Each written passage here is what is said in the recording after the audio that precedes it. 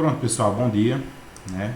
A gente vai iniciar aqui mais uma vez agora nossa disciplina de Educação Física Escolar. Já estava dando uma olhadinha na discussão lá no chat, né? Mas mais para frente a gente vai falar sobre isso da disciplina, né? Só um minuto aqui enquanto eu espelho.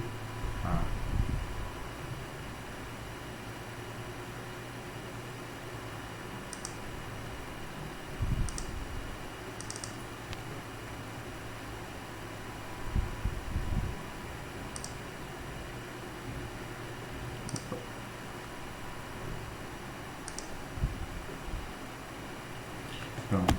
Então, iniciando aqui a nossa disciplina de Educação Física Escolar, né? O que é que a gente vai discutir hoje? Um pouquinho sobre planejamento, né? Eu acho que a base de tudo, ela vem do planejamento.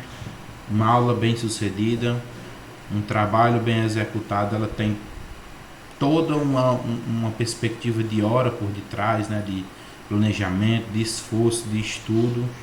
E principalmente na educação física escolar não seria diferente, né? Então, como a gente pode ver aqui, planejamento escolar. E aí nós temos uma pequena citação do saudoso Paulo Freire, né? Ensinar não é transferir conhecimento, mas o que criar possibilidades para a sua produção ou a sua construção, né? Então, quem ensina aprende ao ensinar, e quem aprende ensina ao aprender. Então, ou seja, galera, essa frase aqui, ela fala muito sobre o nosso planejamento, né? Nós sempre vamos estar planejando bastante para poder ministrar uma aula de boa qualidade para nossos alunos, né?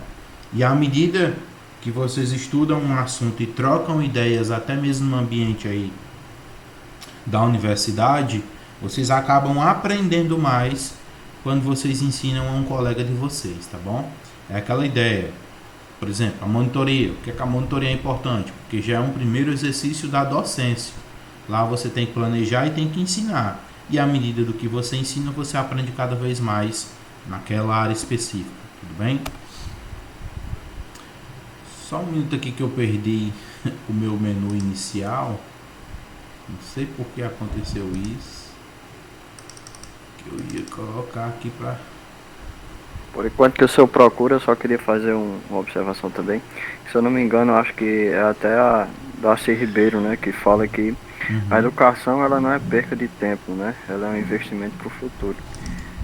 Exato. Também tem o teórico também, que é o Zygmunt Bauman, que eu também acho muito interessante a teoria dele. Show, aí...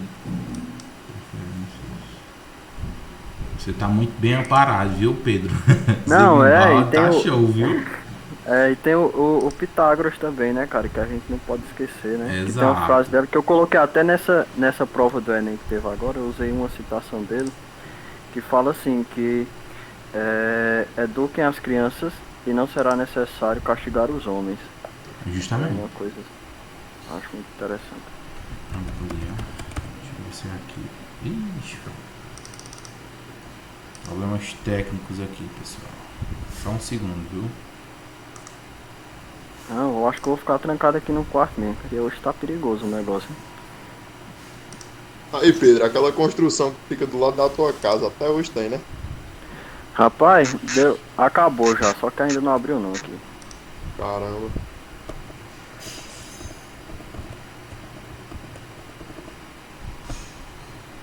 Vamos assim, depois eu vejo isso aí.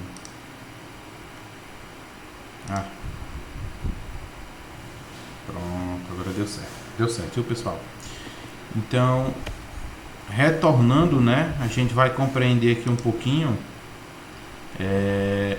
sobre o que é ensinar, né? Nós estamos num curso de formação de professores e eu acho que nós nos deteremos muito ao longo da graduação nos perguntando o que é ensinar, né? É claro que isso parte tanto de um conhecimento etimológico da palavra, como também de uma perspectiva de planejamento, né?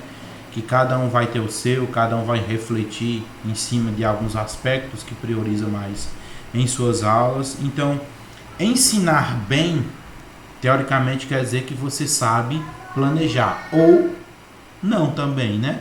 vai depender muito de um contexto. Então, ensinar bem é saber planejar. Por quê? O planejamento deve estar presente em todas as atividades escolares. É a etapa mais importante do projeto pedagógico, tá? E eu queria até mesmo citar aqui para vocês, essa nossa primeira aula, eu vou estar fazendo o quê? Eu vou estar possivelmente retornando um pouquinho aí da EDF1, fazendo um relembramento do que é o plano da escola, o plano de ensino, o plano de aula. Aí na nossa segunda aula já tem um conteúdo diferente. Até porque eu não sei como foi trabalhado isso aqui com vocês, com a Érica. Então a gente vai se conhecendo, esclarecendo dúvidas e aparando as arestas, tudo bem? Então, ensinar bem. Para ensinar bem eu preciso planejar. E muitas das vezes nós temos que entender o que é o planejamento.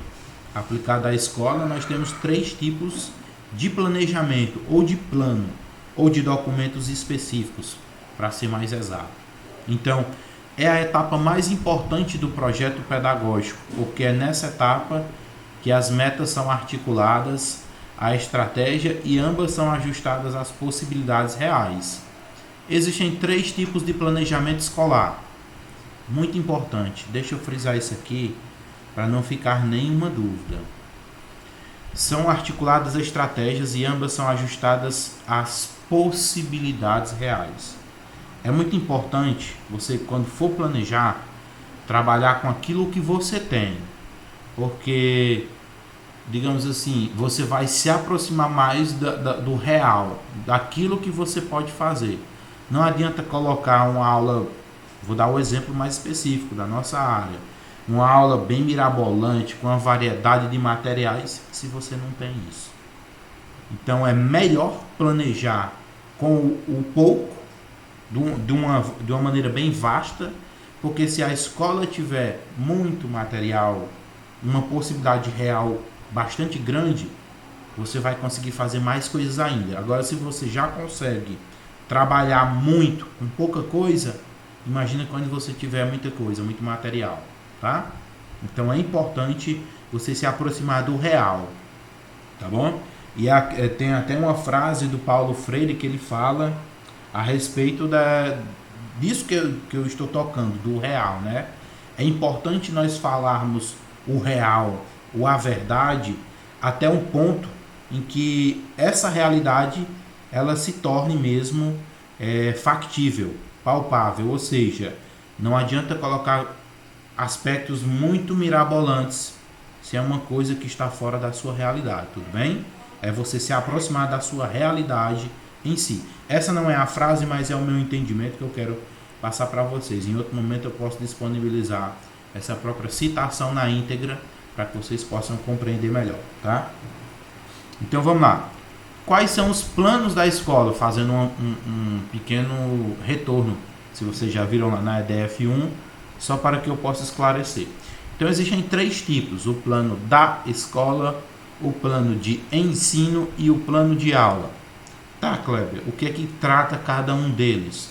A gente vai ver aqui mais para frente. Então, para que eu possa definir cada um desses planos, eu tenho que me atentar a alguns pontos, tá bom? Primeiro, planejar requer o quê? Para que eu possa planejar, o que é que eu tenho que fazer? O que é que há por detrás de um planejamento?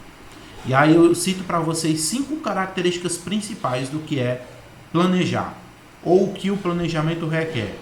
A primeira delas, pesquisar sempre. Aí você me pergunta, Kleber, qual o sentido de pesquisar sempre? O que determinado assunto ou conhecimento científico é hoje, muito provavelmente não será a mesma coisa amanhã. Isso dá-se em detrimento dos estudos, né? Do próprio avanço tecnológico e da ciência, que mostra que cada vez mais estão surgindo novas tendências. Então, por isso... Um exemplo que tem aí até na cinesiologia que a gente viu, né? Uhum. Que antigamente o músculo era chamado grande dorsal e hoje a gente chama o latíssimo do dorso, e essas modificações vão ocorrendo periodicamente, né? Exato. Muito bem citado e relembrado, viu, Pedro? Então, por isso que uma das primeiras características de planejar, ou de especificar o que é planejar, é isso aí. Pesquisar sempre, para entender o que era hoje, o que era o ontem, o que é hoje e o que possivelmente pode ser o amanhã, tá bom? Então é No caso, importante estar sempre manter estudando, atualizado, né? sempre atualizado, justamente. Essas aí as concepções que vão saindo dessa palavra do pesquisar sempre. Ah, Kleber, planejar requer mais uma característica: ser criativo na elaboração da aula. Criatividade, cada vez mais ela está sendo cobrada no mercado de trabalho. Agora eu vou falar especificamente do mercado de trabalho educacional, que é o nosso. Nós estamos vivendo um momento bem atípico, bem diferente, ao qual nunca tínhamos passado, né, que é essa pandemia. E principalmente nós, professores, como vocês, alunos, tivemos que nos reinventar. Reinventar de que forma? Na forma de estudo, no caso de vocês, na forma de ministrar a aula, que é a nossa, e na forma de interação, que é de ambos, tanto o professor como o aluno e aluno-professor. Então, ou seja, cada vez mais nós temos que utilizar de criatividade em nossas aulas, porque no caso, nós sabemos que essa parte do meio tecnológico, muitas das vezes quando a gente está em alguma aula, acabamos nos desviando do tema central, em sentido de às vezes estar aqui no celular, aí chega uma notificação do WhatsApp, ou chega uma notificação do Face, do Instagram, do Telegram, enfim. São várias as distrações que podem ocorrer no momento que você está numa participação de aula online, durante um meio virtual, salvo se você tiver especificamente pelo computador, que aí não tem essas distrações, a não ser que você mantenha o celular do lado, tá bom? Pessoal, qualquer coisa, se alguém estiver pedindo para entrar, alguma coisa, quer digitar no chat, vocês só me avisam que, por enquanto, eu estou perdendo a visão do chat, tá? Só relembrando. Então, O Kleber também mantendo a visão, tipo, o foco do ensino, né? Porque, tipo, o senhor, como já é professor, eu tenho certeza, como o senhor já sabe, a gente está entrando em determinado assunto, o aluno comenta esse assunto e por aí vai, ele vai além. No caso, desviando o foco da gente. Então a gente tem que também manter o nosso foco para que o assunto não fique monótono na aula. exato. Ser criativo, focado. A criatividade envolve tudo isso. Por exemplo, existem técnicas de manter o aluno na sua aula, principalmente em um ambiente virtual, que é mais difícil ainda. Estudos mostram que a cada 5 minutos, 10 minutos, nós tendemos a desviar a nossa atenção para alguma coisa. Por quê? Porque aquilo que a gente estava estudando ou participando não estava nos fisgando, por assim dizer, usando um jargão até bem pessoal, não estava nos chamando a atenção, e a gente acaba desviando nossa atenção para outra coisa que seja mais chamativa, entre aspas. Então, por isso que aqui eu quero destrinchar muito bem nessa aula o aspecto do planejamento, porque é o que eu disse, quando você planeja bem, a tendência é sua aula ela ir muito bem. É claro, tem contratempos, em todo local isso acontece, até nas grandes empresas, tá bom? Numa aula de um doutor, de um mestre, de um especialista, vai ter intervenções que acontecem de forma positiva como negativa. E justamente isso aí que o Douglas citou, só um minuto, viu, Pedro? Aí tu fala. Isso aí que o Douglas falou é muito interessante, porque se o professor não se mantiver mal focado na aula e tentar focar os alunos nele, vai acontecer distrações de assunto, do conteúdo, tá bom? Pode voltar, pode falar, viu, Pedro? Não, eu só ia complementar, foi mal. Arrocha aí. Que assim, eu acho que esses são um dos pontos mais frequentes assim em uma aula. É justamente prender a atenção do aluno. Porque até mesmo a gente, professor, né? A gente desvirtua assim de algum momento assim, por exemplo, eu tô falando aqui pro senhor, alguma coisa aí tá chamando o senhor, entendeu? Aí a gente desvirtua, não tem essa, né? Então eu acho que do ser humano, eu acho que essa é uma das principais pontos assim que dificulta na educação, né? E assim, e já foi comprovado cientificamente que o ser humano ele tá atento ali 1 hora. Passou uma palestra ali mais de 2 horas e tal, essa 1 hora a mais que passou ali, ele já não tá mais presente assim como estava no início. Por isso que o palestrante, o professor, quem está falando tem que arrumar maneiras de chamar a atenção, ou seja, quando ele sentir que o meu público, meus alunos estão saindo do foco, opa, eu tenho que chamar a atenção dele. Como? Aí tem várias técnicas, tem como você utilizar vídeos do YouTube, chamar a atenção, botar uma enquete aí no próprio Google Meet, que tem como fazer uma enquete rapidinha sobre esse assunto. Vocês já sabem isso aqui, vamos ver quantos sabem, quantos não sabem. Tá? Tudo isso aqui tem como fazer no Meet. E aí possivelmente a gente vai estar usando. Eu acho interessante o professor tipo, manter o foco, tipo, trazer o foco para os alunos, que eu estudava com um professor de história, eu sempre me dei bem com meus professores de história. Uhum. Porque assim, o último agora que eu tive no ensino médio, a aula dele era tão boa que todo mundo parava o que estava fazendo para prestar atenção. Porque além dele contar a história que estava falando ali no livro, ele colocava exemplos como é que um trabalhador naquela época virava um burguês, e todo mundo tipo, prestava atenção, todo mundo gostava daquela aula. Entendeu? Sabia contextualizar a aula, né? E assim, eu acho que um dos pontos majoritários que devem ter assim numa aula é o dinamismo, né? Assim, porque aquela coisa parada ali e tudo é desfavorável até para quem está lecionando. Verdade. Acho, assim, na minha opinião. E é importante. Claro que eu queria que mais participassem, mas fiquem bem à vontade. Tanto o Pedro como o Douglas aí estão sempre participando. E é interessante que essas participações não são coisas que desviam a aula. Elas acabam chamando mais atenção porque agora sai um pouquinho do campo só do professor e entra o aluno como ser criativo. Então até nisso eu tenho que me preocupar no meu planejamento. Será que vai ser só eu falando ou será que meus alunos vão se expressar em algum momento? Porque quando ele se expressa parece que está todo mundo mais em casa. Eu me sinto mais à vontade de falar. Me sentindo mais à vontade de falar, parece que eu sinto mais interesse. Sentindo mais interesse, parece que a aula fica mais prazerosa. Não sei se vocês conseguem perceber isso, tá? Então, tudo isso aqui tem que estar dentro de um planejamento. É claro que não tem como prever tudo, que a gente não anda com a bola de cristal, né? E nem se andasse com a bola de cristal, que a gente teria que fazer a leitura da bola de cristal, né? Ninguém sabe fazer leitura do futuro. Mas são coisas que a gente imagina. Por quê? Eu sou professor, mas eu já fui aluno.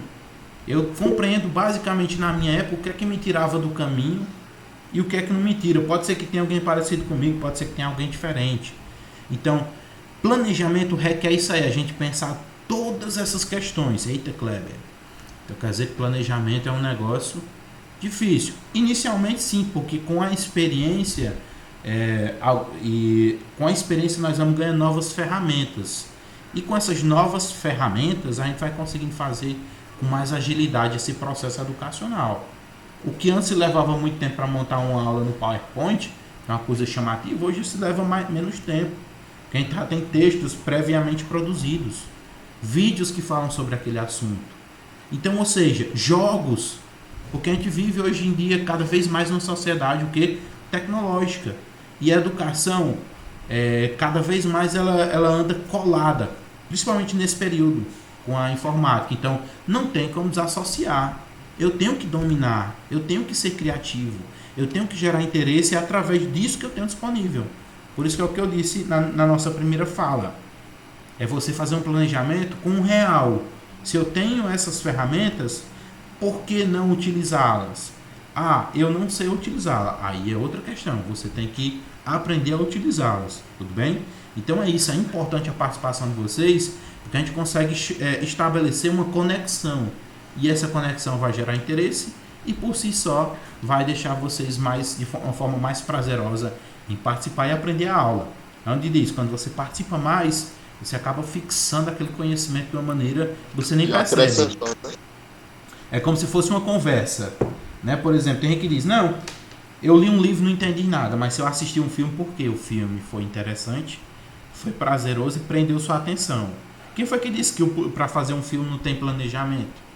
O que é o roteiro? É todo um planejamento de fala, de ações, de gestos, de compreender a população assistindo o filme. Vamos dar um exemplo aqui de um filme. Um dos mais assistidos aí Guerra Infinita, né? que foi aí da Foi marcha. Que é isso, Alto da Compadecida. Alto da Compadecida é mais racista Ó, tá que Guerra compadecido, Infinita. é melhor. Após os caras esticaram a baladeira pra trás, né? Eu querendo ser mais tecnológico, mais atual. Não, Aí os caras puxaram o Alto da é que é cultura Compadecida. nordeste, não é isso não. Pois vamos do Alto da Compadecida. Olha o roteiro. Olha a interpretação das falas, a parte dos atores, toda a parte gestual, o encaixe com as piadas, né? Então, tudo isso aí tem a ver. Só um minuto aqui, pronto. Tudo isso aí tem a ver com o quê? Com o aspecto de prender a atenção. E é claro, para eles essa atenção é o quê? Mais público e mais dinheiro no bolso, né? O do professor E hoje não em é dia, esse. Mas vamos continuar por aí. Vai, pode falar, Pedro. perdão ter interrompido aí. Não, pode Eu falar. só ia falar. Beleza. É que assim, hoje em dia a gente pode observar essa bifurcação na formação, uma formação arcaica e uma formação mais atual, né? Assim, porque querendo ou não, eu acho que sempre vai existir algum professor arcaico, né? Não vai deixar de existir, eu acho, né? Mas a pirâmide desse lado aí, ela tá desmoronando, né? Porque, assim, hoje em dia a gente observa que há professores mais jovens, há professores mais dinamizados, né? Numa desenvoltura em sala de aula. Exato. E, assim, uma pesquisa simples e que a gente observa hoje, né? A tecnologia, ela é muito boa. Porém, se a gente vive apenas através dela, já foi comprovado que é uma coisa horrível, né? E professores já vieram comentar comigo e tudo, que assim, dando aula, né, para uma tela de celular, para uma câmera de um celular, de um notebook, o tempo demora para passar que só a porra. E a interação é mínima, né, com os alunos. E já em sala de aula o tempo passa voando e a aula se torna mais atrativa, como a gente havia comentado anteriormente, né? Isso aí, por exemplo, vai de uma perspectiva bastante pessoal. Por exemplo, se eu estiver ministrando uma aula aqui para uma pessoa e essa pessoa falar comigo, eu não presto atenção no tempo, não. É isso, eu acho que vocês já perceberam. Eu falo. Todo conhecimento que eu tiver, eu vou jogando para fora, exprimindo o máximo que eu conseguir. É tipo aqui, eu estou me sentindo no computador quando vocês interagem como se eu tivesse sala de aula. Porque se eu não fizer isso, eu não consigo atrair a atenção de vocês, eu não consigo me sentir confortável e a aula não flui de uma forma espontânea, por assim dizer.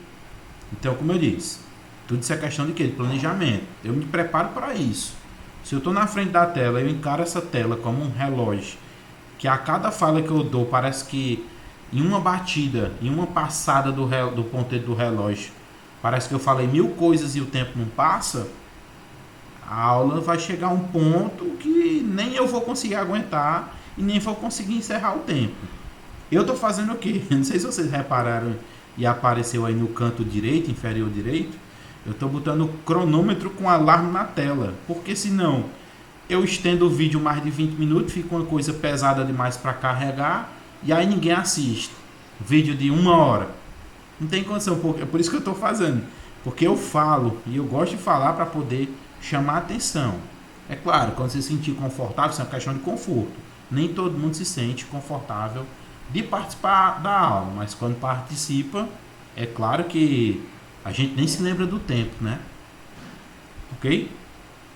É show, Eu acho assim essas que também tem situações. a relação com o professor, sabe?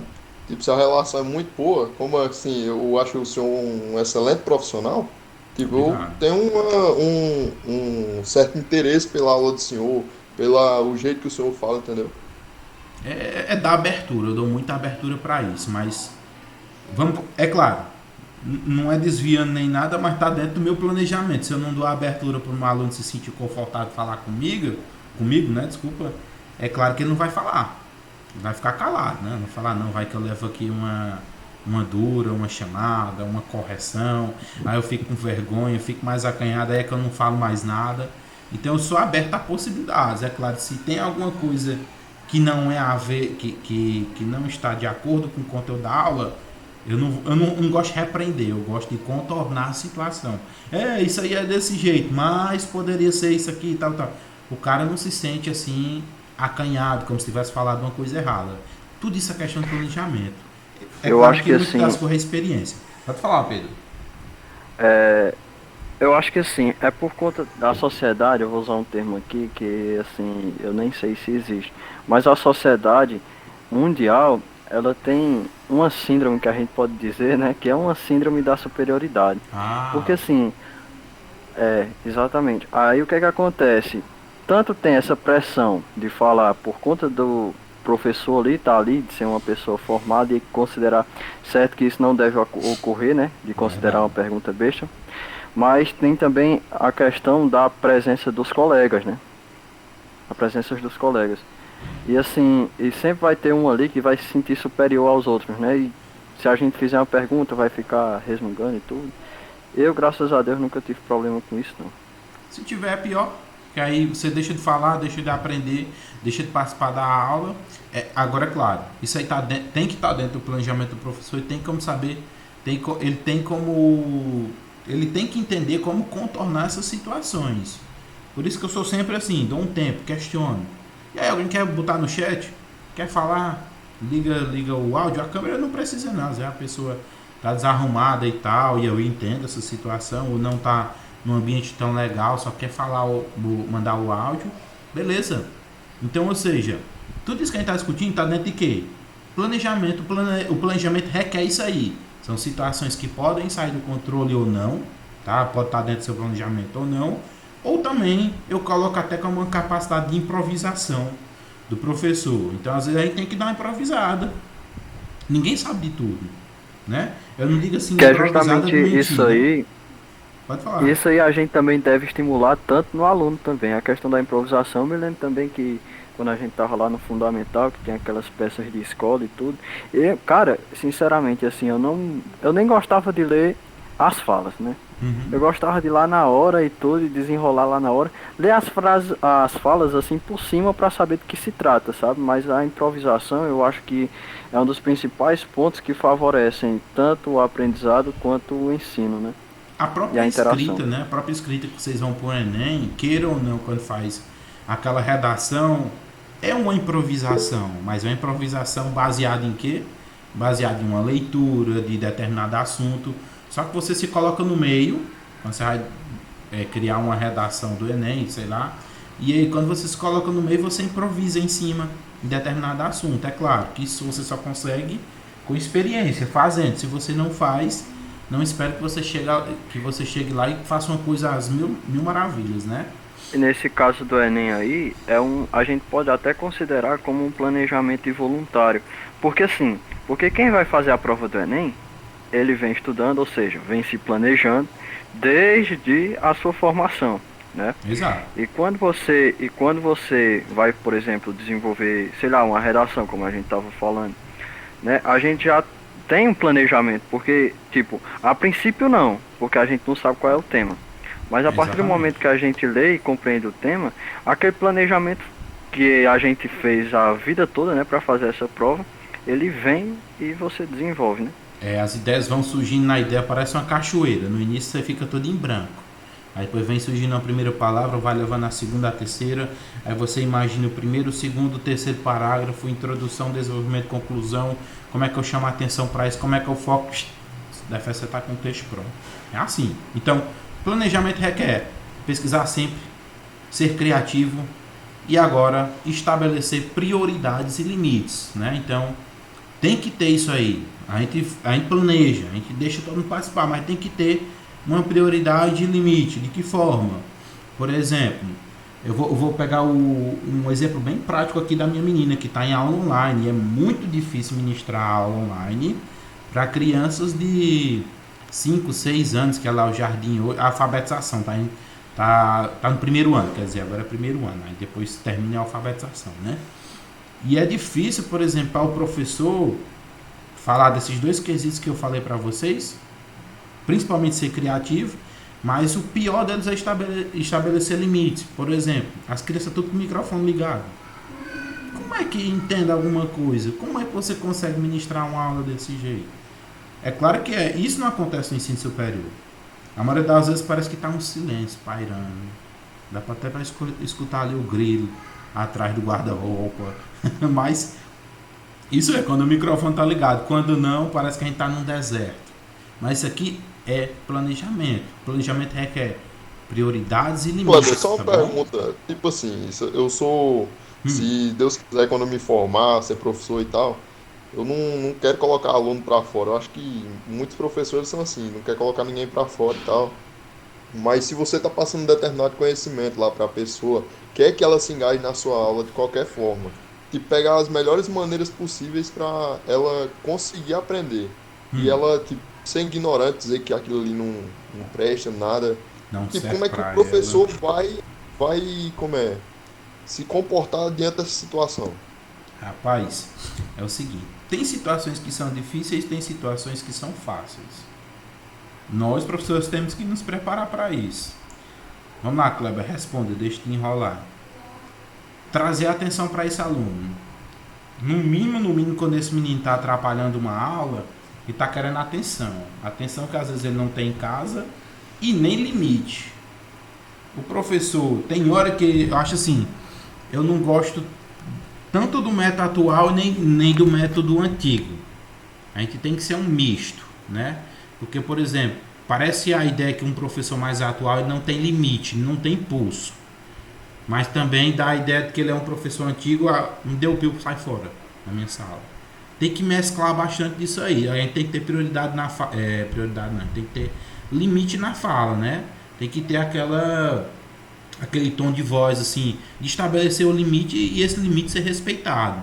E muitas das vezes quando isso acontece com um aluno, esse aluno só quer atenção. Então vamos lá, chama a atenção dele. Bota esse menino para lhe ajudar em sala de aula. Agora eu vou dar uma tarefa. Você abre o bico aí para poder falar, agora você vai trabalhar, meu amigo. Aí começa a desenrolar. Não, faça isso aqui. Faça esse negócio aqui, me ajuda aqui nisso aqui. Ah, por que você acha que esse conteúdo não é interessante? Pois vamos lá, me explique por que ele não é interessante. Aí você bota esse aluno para falar. Aí você vai começando a puxar a atenção dele. Depois é que você tenta reverter o quadro. São situações que a gente só consegue se acostumar com isso aí, sala de aula. Tá? É claro que vai ter dias que você dá vontade de pegar um menino e nem botar pela porta, né? Jogar ele pela janela. Mas você não pode fazer isso, tá bom? Então são coisas que você vai com a experiência, dá vontade de colocar para fora, mas você tem que saber contornar e trazer esse aluno para você. É difícil? É. Me diga a fórmula mágica, Kleber. Não tem. Não tem. Ou a regra do três avisos, né? Tipo assim, ó, cara, eu não quero botar Limite. você pra fora e tal. Mas assim, se eu te der três avisos, o terceiro é pra fora, mano. Nós não podemos pensar, por exemplo, que essa ideia do botar para fora é o limite extremo. Tem cara que não quer nada mesmo, não. Vai lá no nono ano. É que nem o ministro Ala. Tem cara que não quer nada. O que é que você pode fazer por ele? Vai sentar lá fora. É a melhor coisa que você pode fazer por ele. Depois de você estabelecer o quê? Todos os limites extremos. Depois você tentar chamar a atenção dele. Me ajuda nisso aqui. O cara não quer de jeito nenhum. Se ele não quer, não tem quem faça. É claro que vários estudiosos vão dizer, muitos teóricos, tem que fazer isso, tem que fazer aquilo. Vá para a sala de aula e aplique sua teoria e me mostre na realidade, tá? Então, mas vamos pensar isso aí numa situação, cada vez mais isso aí não tem mais acontecido, né? Porque a gente está puxando muito para uma sociedade agora que se não estudar, meu amigo, você fica fora do mercado de trabalho. Mas aí o cara tem E nem o assim, ensino médio, o ensino fundamental e não consegue nem fazer um concurso de vigia. Pode falar, viu, Pedro? eu só ia comentar, por exemplo, no caso, um estudioso que fala muito sobre essa questão, assim, porque a gente se dá a entender que, por exemplo, no exemplo desse aluno aí, Uhum. é o princípio da mediocridade, né? Que até o Mário Sérgio Cortella ele fala muito sobre essa situação aí. Tem pessoas que elas se sentem tão inferior às outras que ela pretende o quê? Derrubar a outra para que ela se iguale a ela, entende? Assim, para Exato. poder ela se sentir bem, né? Então eu acho que um aluno desse que fica fazendo isso numa sala de aula, ele quer tanta atenção como o senhor falou, e ele se sente tão inferior que ele quer que as outras pessoas se rebaixem a ele, ou isso, né? Ou enalteçam ele, né? De alguma forma. De Por alguma exemplo, ele é forma. o palhaço da turma. Ixi, aí é popular demais. A popularidade, as notas lá embaixo. Serve pra, E o assim, princípio da mediocridade o escritor Darcy Ribeiro, né? Ele fala muito isso aí, né? Essa questão sobre o pacto da mediocridade, né? O professor finge que ensina, né? E o aluno finge que aprende. Finge que aprende, né? Isso aí é uma questão muito difícil que se a gente fosse, por exemplo, só falar isso aí, a gente passaria um mês todo discutindo, tá na ponta do iceberg do assunto. Porque são questões pedagógicas e didáticas. Vão acontecer ao longo da vida? Vão. Vão estar dentro de sala de aula? Vão. Vão estar fora do seu planejamento? Vão, porque às vezes o professor só quer se preparar para a aula e chegar lá que vai ter um aluno, uma sala de aula com alunos só olhando e perguntando e aquela interação e parece que o tempo voou. Mas não é assim, a gente vive numa A sociedade gente tem que bastante ter cuidado, eclética, né? Cleber, porque a gente que vamos ser profissionais de educação física, muitas pessoas têm aquela ideia, né, na mente, tipo, a educação física não reprova, educação física Reprova. é só jogar bola. Pois E aí é. você vai ter que manter um foco, tem que manter uma atenção, tem que, tipo, ser um pouquinho militar. Eu não sou a favor de ser muito militar na sala de aula, sabe? E sim trazer o aluno para aquele determinado, para cada determinada matéria, sabe? É porque E com parece que relação dá. a esse assunto aí, a gente remete até o João Batista Freire, né? Que ele fala muito essa questão aí do rola-bolas, essa É. ideia de que a aula de educação física é só futebol e pronto. Isso aí, na realidade, já é uma coisa que, por exemplo, por que o João Batista Freire fala dessa questão do professor rola bola? Porque já vem de professores que rolaram bola, fizeram isso. Então, ou seja, a gente é taxado muitas das vezes não por aquilo que a gente é, mas pelo que a sociedade vê por detrás da sua profissão, por exemplo. Acham que o professor de educação física é só isso. O professor que rola bola, o professor que não reprova. Vai mostrar o tanto que a gente estuda, o tanto de planejamento que a gente tem, porque a gente lida com questões pedagógicas e didáticas e ainda com questões de saúde.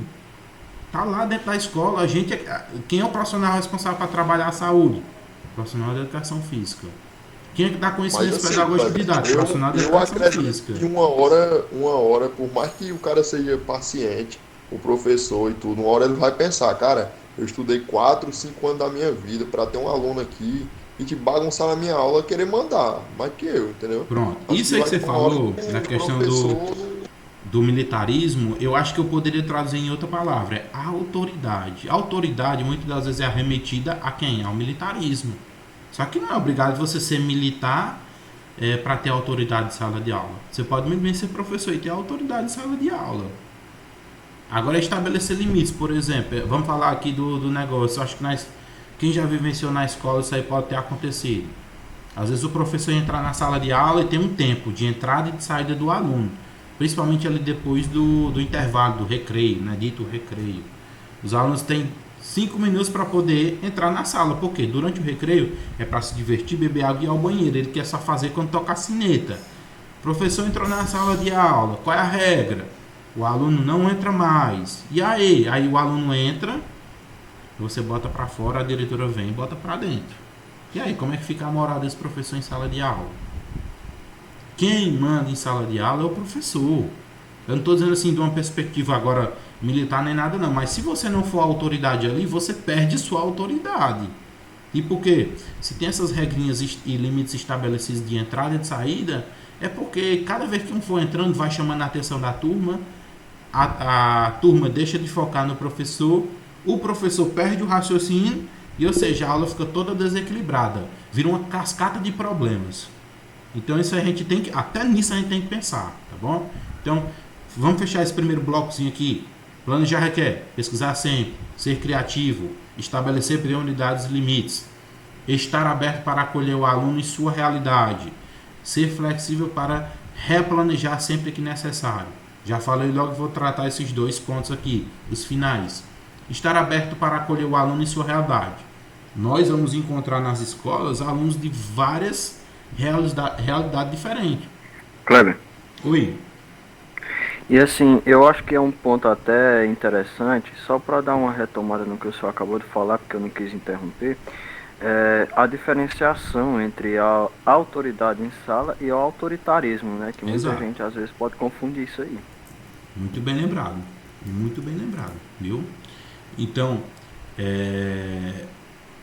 a galera, vocês podem se sentir à vontade também, às vezes se concordar ou não com a minha fala, com a de Pedro, com a de Douglas, tá bom? Sem nenhum problema. Mas Tá? assim, Cleber, antes de ter aula com o senhor, rapaz, eu escutei muito assunto, cara. pensa num professor ruim, não sei o que e tudo. Aí quando o senhor começou a falar, tipo, eu não gosto de mexer muito no WhatsApp e tudo, eu fiquei, nossa, esse cara é como o pessoal tava dizendo, hoje em dia é totalmente o contrário. Agora eu quero Pensamento. entender o que é o ruim, né? Você tem que entender o que é o Você vai ruim na pela perspectiva boca de do quem povo. falou, né? Exatamente. Muito bem lembrado. Então Sim, vamos lá. Cleber, só não me faça um susto como o senhor fez na última vez, viu? De Na que? questão da minha nota, que eu fiquei tremendo de medo, Não, perguntando se aquela esquenta a realmente era a cabeça. minha nota. Esquenta a cabeça com isso não. Aqui é muita prova para corrigir, isso acontece, tá bom? Vamos lá. Estar aberto a acolher o aluno em sua realidade. Isso aqui vai acontecer. Alunos que são agredidos pelos pais, alunos que, principalmente meninas e meninos também que já foram violentados, que convivem com a pobreza excessiva, que não tem o que comer e chega na escola, só vai para a escola para poder comer. Deixa eu ver. São realidades diversas que eu já vivenciei e vocês, quando estiverem na escola, vão vivenciar, tá bom? Que nós temos que estar aberto para acolher. É claro, não é acolher como um filho, não estou dizendo isso, levar para sua casa, porque senão daqui a pouco você vai estar com 20, 30 crianças dentro de casa, tá? Mas é acolher, É, e saber assim, contornar e estimular esse aluno a estudar. Pode falar, Pedro. eu, eu tive a oportunidade, eu não sei nem se é a oportunidade, né? Mas assim, eu tive a experiência de vivenciar os dois lados, né? Uhum, Porque grande parte da minha vida eu sempre estudei em escola particular, né? Em escola particular. Mas no final, né, do ensino médio e tudo, eu passei para a escola pública. E assim, a gente cria uma certa realidade, e eu falo até por conta dessas pessoas que estão para se formar ou que já se formaram, que, querendo ou não, tipo, no estágio não é a vida real, assim, é uma prática de uma vida real, mas na verdade não é bem a realidade que ocorre, né? é. E estar aberto ao aluno, né, a realidade dele, é uma coisa muito importante pelo fato de que eu, como eu já falei, né, eu tive essa experiência, né, dos dois lados. E assim, a gente tem aquele pensamento de que pessoas de escola pública são pessoas realmente humildes, né, e às vezes tem malandro e tal, e outros que vão mesmo muito humilde, assim, em extrema pobreza, né, que vai para se alimentar. Mas quando a gente chega lá, a situação às vezes é completamente diferente. E hoje eu digo assim, que pela minha experiência em escola particular e na escola pública, cara, quando eu entrei na escola particular, eu passei meses para conseguir amizades. Quando eu cheguei na escola pública, primeira semana eu já estava amigo de todo mundo, É entende? desse jeito. Também vai muito essa questão da maturidade da pessoa que a gente tem que lidar também.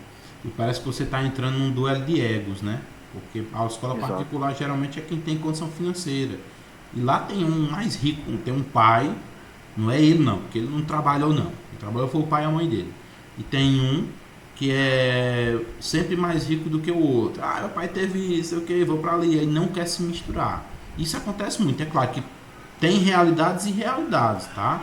A sua pode ter sido diferente da minha, assim como os dos demais colegas. Aí você citou essa situação e às vezes algum colega aí pode não estar também, como é mesmo, concordando, mas isso acontece, tá? Então, uma coisa que eu trouxe desde o primeiro semestre falando com vocês. Ao final da aula, sempre o que é que eu falo? Que eu pergunto, e aí, Kleber? Kleber. E aí, galera? Como é que foi a aula? Gostaram? Tá legal? O que é que precisa melhorar? Isso é feedback. Para que serve o feedback? Para que eu possa ser flexível e replanejar minha aula. Não quer dizer que você planejou uma aula e essa aula ficou perfeita que você não precisa replanejar ela não. Às vezes você em casa planejou a aula e essa aula vai ser perfeita. Vou chegar na sala de aula, vou chamar a atenção de todo mundo vai aprender. Aí você chega em aula, ministra a aula e parece que ninguém entendeu nada. É necessário você fazer o quê? Replanejar a sua aula. Como assim tem vezes que você planeja a sua aula e sai, como essa minha aula tá meia boca. Chega em sala de aula, você chama a atenção de todo mundo. Então, ou Kleber, eu tive seja, uma ideia. Tipo fale. assim, quando a gente for professor, Hum, pegar um quadro branco só pra, tipo, eu vou planejar a aula, tipo, na prática, sabe? Tipo, eu ali sozinho, coloco aqui o quadro como se eu estivesse numa sala de aula, hum. planejando, pra ver se na hora sai melhor. Como? Como assim? Tipo assim, eu tô lá aqui, tipo, no meu quarto, coloco um quadro assim, só pra, como é que eu Hum, posso dizer? planejar da maneira prática, entendeu? Tipo assim, ensinar, sei lá, pro nada, pra minha mãe, pra sim. um amigo, entendeu? Entendi. Agora sim eu entendi. É aquela história, cada um com suas técnicas, né? Por exemplo, a mesma metodologia que eu sou centrado no computador, planejo assim, depois de uma estudada geral, pode não ser boa para você que quer fazer no quadro e quando vai lá chega na aula rasa, entendeu? Então, isso aí são metodologias, processo didático, pedagógico, que cada um vai desenvolver ao longo do tempo, tá? Nós damos as ferramentas, alguns usam umas mais do que outras, não seguem o mesmo padrão de aula, mas isso aqui é importante a gente citar, ok? E Agora é assim, sempre esse importante estar aberto a replanejamento, a gente. replanejamento. Pode falar, viu, Pedro? Oh, Pode era que falar. eu só ia comentar essa relação aí de replanejamento, é justamente a questão do improviso que a gente falou anteriormente, né?